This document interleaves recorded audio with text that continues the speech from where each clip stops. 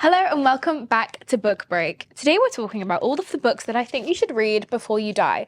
Call this a book bucket list, if you will. I have curated and picked 8 titles that I think should be on your list of books that you aim to read before you turn 60, 70, 80, 90. At some point in your life, you should pick up these books. They range from really heavy reads that are going to make you think about life very differently to really lovely friendships and experiences. And they kind of go across the entire spectrum of what it is to be alive. And so let's get into them because you should read these books before you die. Now, of course, we have to talk about A Little Life. This book is slightly longer, but it is packed with so much grit and detail that as you read it, you really feel like these characters are alive and living in New York City. I remember finishing this book and being like, I can't imagine that this is fictional, because it's a literary fiction that really grabs hold of your heart and crushes it, but at the same time you're just left wondering, wow, there is this undercurrent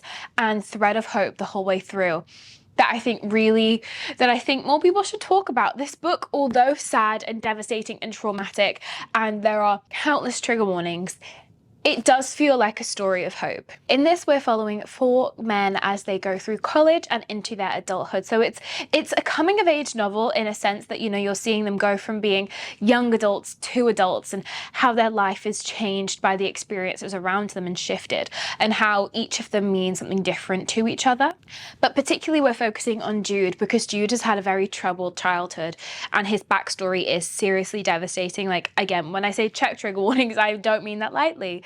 It's a really hard read. However, I think it's one of those books that when you finish it, you just want to talk to somebody about it. You want to get into it. You want to deconstruct it and analyze it with somebody else, because then I feel like you can get the most out of this book through conversation. I just think this is a book that everybody should read before they die. And it was also shortlisted for the Booker Prize. It's very well acclaimed and there is so much that goes into this book. I highly recommend A Little Life. Another book that follows friendships that has recently come out that I immediately read and thought every single person that I know should read this book is Thirst Trap by Grania O'Hare. It's an Irish fiction novel that really centers on girlhood, and again, another coming of age novel as these women are approaching their 30s. We have 3 best friends, but they were originally a group of 4 and one of them passed away. It's quite sad in parts because you're trying to understand their grief and how the world looks different when you go through grief, because you're now experiencing life without a person that you once knew. As these 3 women are thrust into this really unfortunate circumstance,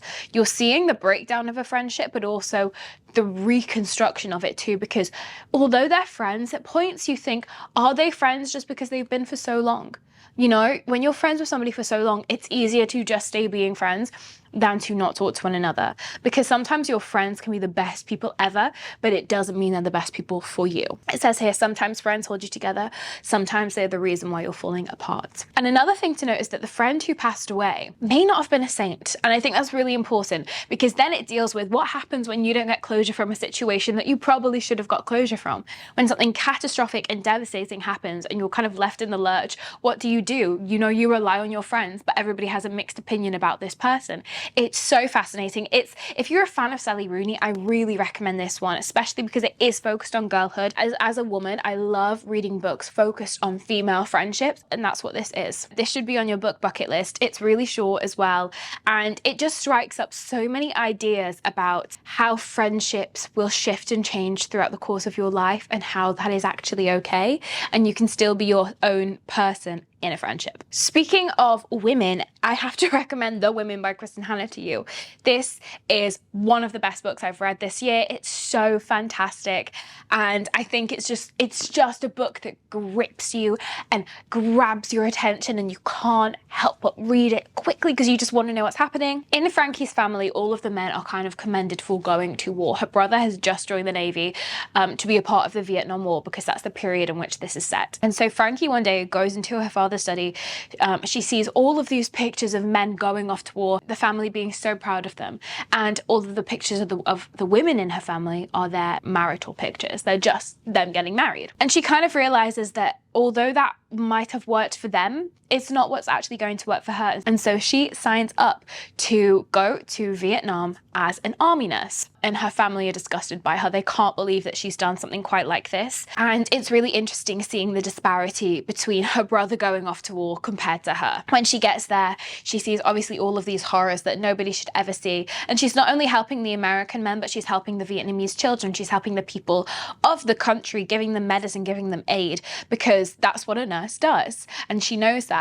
And what I found so baffling is what happens post the war for her. Like that whole depiction of what life was like for these women who had been, you know, in war zones. It's really grueling, actually. Frankie is admonished. She is subject to so much hatred. And it's really interesting because this is something that I never knew until I read this book. Kristen Hanna does her research so vividly into these books, and I really appreciate it because they teach me something whilst keeping me engaged, whilst keeping me entertained, and it makes me feel so uplifted. And I think the women as well made me really proud to be a woman, because a lot of the time society teaches women to be a certain way. And Kristen Hanna in this book is like, you can just do what you want. You can do what you want. And Frankie does something for good, and she changes the lives of people around her. And again, this book is also focused on female friendships and how these women that Frankie makes friends with are the reason why she is where she is. She needs them so desperately at points that they're the only relationships she can actually rely on. And it's so, it feels very freeing to read. You're like, yes, Frankie, like you have incredibly strong women around you who are willing to support you. And it's just a great book. Like I finished it and genuinely, it was like my shoulders were like, ugh. What a book. Another book that it will be criminal for me not to include in this is again another shortlist of the Booker Prize, and that is James by Percival Everett. This book is heavy, it's hard-hitting, and it's a book that I really do think everybody would benefit from reading because it talks about a period in history that was so tumultuous and just awful. This is an awful piece of history that I think everybody needs to learn about and understand. James tells the story of the slave Jim from Huckleberry Finn, the adventures of Huckleberry Finn. We're following his journey rather than Huck's. Huck goes off and does whatever, but you're actually following what happens to Jim the slave. And you're seeing all of these just horrendous things unfolding during Jim's journey that seriously make your skin crawl, and you can't believe that one person would inflict that onto somebody else. There's obviously a lot of racially fueled tension in this, and there's so many vital conversations around liberation and freedom and what it means to be owned by somebody else and how easily that can happen, because it sounds silly, but as I read this, there were points where I was like, I actually can't believe that happened. And I know this is fiction, but what is so devastating about this book is regardless of how it ends, it's not the same ending for everybody. And you know that the things that happened in this book, again, although they may be fiction, the likelihood of them having happened in reality is extremely high. Percival Everett's writing as well, it feels really accessible. Like, yes, this is a highbrow literary book, but the tone that is taken on that Percival Everett really embodies feels so accessible. And again, every single person should read this book. I finished this book and I haven't stopped thinking about it since. And I think when a book leaves that much of an impact on you, that's how you know it was a good book. It was a great book. And it really makes you think about people and how people treat people and how kindness really goes such a long way. And the ending, again, like I said, the ending just got me out, really got me. The whole time I was just so worried for this character, and I just wanted the best for this character. But at the same time, it was bittersweet because, again, you know, that wasn't the reality of everybody. A really, really great read. This book will stay with you. Like, this book will stay with you for the rest of your life. I want to talk about a little cozy book that I highly recommend if you just want something that's going to make you feel good, and that is Before the Coffee Gets Cold. This is a really warm story about a cafe where you can go and sit in a very specific chair and go back to a point in your previous life, so long as you return before the coffee goes cold. It has this like slightly magical element about it with this time travel, and you can kind of have like a final internal conversation with somebody. So this could be changing something that happened, trying to explain something that happened. And the reason why I think everybody should read this is because it makes you reflect on your past, but also how you want to go on in the future.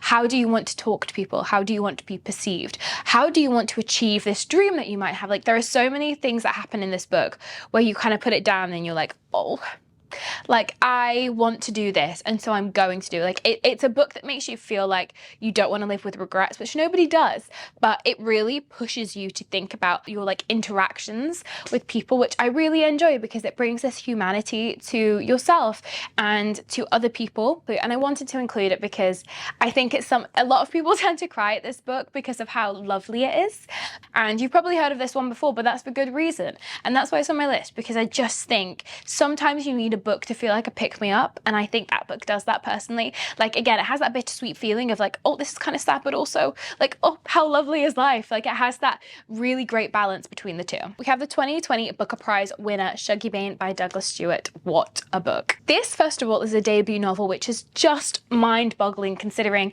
how well and critically acclaimed this book is and how heartfelt it is. This is a Scottish fiction novel that follows Shuge Bane, whose mother is actually an alcoholic. There's a lot of talk around the alcoholism and growing up in a poverty-stricken area, and I think this one feels quite relatable because it's an experience that so many of us may have gone through. I think Douglas Stewart does a really fantastic job of making you sit there and think, oh, I get this. I feel I understand Shuge Bane in a way that I didn't expect. It's really sad.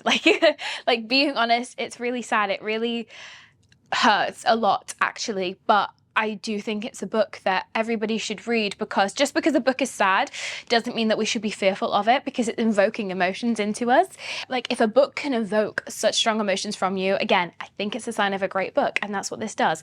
At moments, this book can be really tender and have such a softness to it, which is really difficult to do in a book that talks about so many hard-hitting topics and subjects. This should definitely be on your bucket list of books to read, because you'll understand why. Just read it and you'll understand why. Now, I did want to include a classic in here because, you know, these are classics for a reason, okay? They've been around for a while. This is Pride and Prejudice by Jane Austen, and I know everybody and their mum knows about Pride and Prejudice, but I don't think everybody has read it.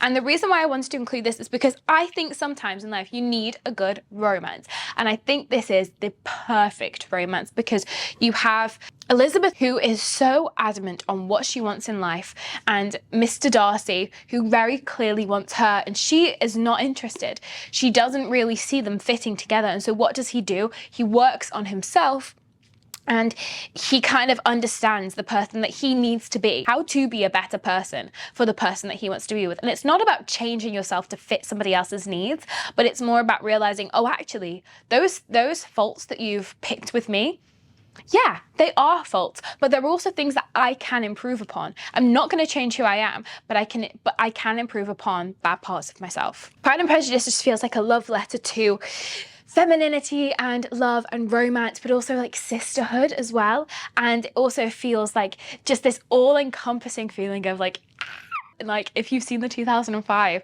Pride and Prejudice, the hand flex scene is famous for a reason. That one scene carries so much weight, and I just love them. This is also our anniversary edition celebrating 250 years of Jane Austen. It's so wonderful. It's like this lovely blue, it's foiled, it has these yellow sprayed edges, and they're all actually inspired by objects from Jane Austen's life. So this one is inspired by The Ring, and this is just one of my favorite stories of all time. And then finally, I wanted to include a fantasy, because I feel like so many times these lists are just like very literary, but I want to include Masters of Death because this feels like a homage to how to craft a book, like a love letter to the craft of writing. This is written out of chronological order, and that's what I love so much. I reread this book every single year. I think this will be my 4th time reading it now. We have a haunted house that a real estate agent is trying to sell, but the ghost of the house refuses to leave. And so they hire a medium who just so happens to be the godson of death to come and get rid of their ghost problem. And what happens when they get there is they realize that nobody has actually seen death for a while.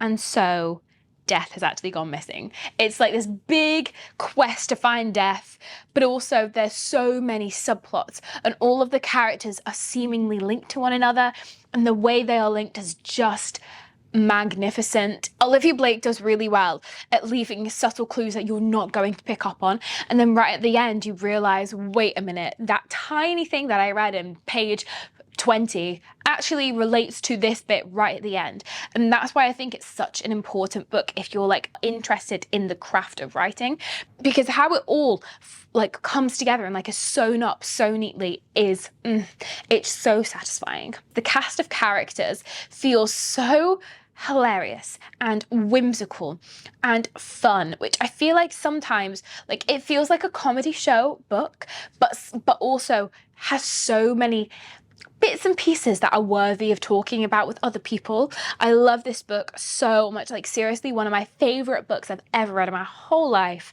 and everybody should read it, okay? So those are all 8 books that I recommend putting on your bucket list of books to read before you die. Like, you got to read them, you know? Well, you've got to have ambition and a list of books to read through so you know what you're doing. And I really hope you enjoyed this video. Thank you so much for watching, and I'll see you in the next one. Bye!